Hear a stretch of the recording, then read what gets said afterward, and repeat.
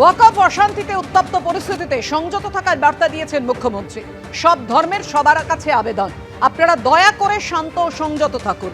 ধর্মের নামে কোনো অধার্মিক আচরণ করবেন না। প্রত্যেক মানুষের প্রাণই মূল্যবান। রাজনীতির স্বার্থে দাঙ্গা লাগাবেন না। মনে রাখবেন, এই আইন কিন্তু আমরা করিনি।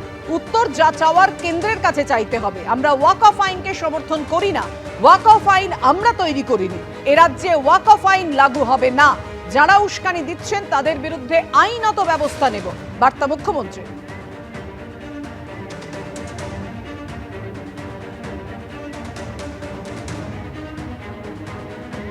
ওয়াকফ অশান্তিতে যখন তপ্ত মুর্শিদাবাদ, কড়া বার্তা দিয়েছেন ডিজিপি। কোন রকম গুন্ডামি বরদাস্ত করা হবে না। কেউ কোনো গুজব ছড়াবেন না, গুজবে কান দেবেন না। যারা গুন্ডামি করছে তাদের বিরুদ্ধে কড়া ব্যবস্থা। মানুষের জীবন রক্ষা করা আমাদের দায়িত্ব। কোনো হিংসা বরদাস্ত নয়, কড়া পদক্ষেপ করতে হবে। কেউ আইন হাতে তুলে নেবেন না। অশান্তি থামাতে পুলিশ কড়া পদক্ষেপ করছে। পুলিশের যা করার পুলিশ করছে। কেউ গুজব ছড়াবেন না।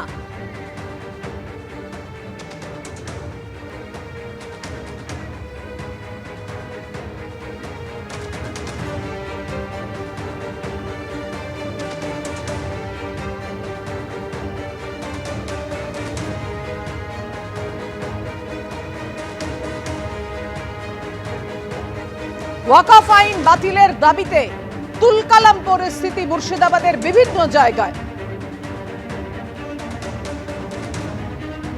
শামশেরগঞ্জ সুতিতে ভারতীয় নাগরিক সুরক্ষা সংহিতার 163 ধারা জারি করা হয়েছে।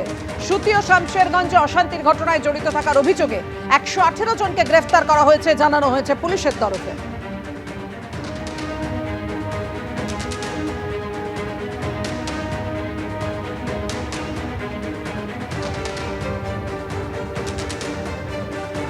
which has been passed or niye eta hoye jabe ota hoye jabe. People have to understand the reality, people have to understand things and then react. Eta korle anyone who is taking is law in his hands, we will deal with him very very strongly. There is no way any kind of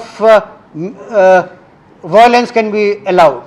We are there, our officers, force, other people, everyone is there on the ground. We are dealing with it, but again jeta ami bolchi, rumors have to be, rumors mongering, people have to stop. Since yesterday there were rumors, ajke sokale there was a unfortunate incident of this thing, because of which it again went into spiral. But amader jeta ache right now, the idea is to control it and control it well and punish the people.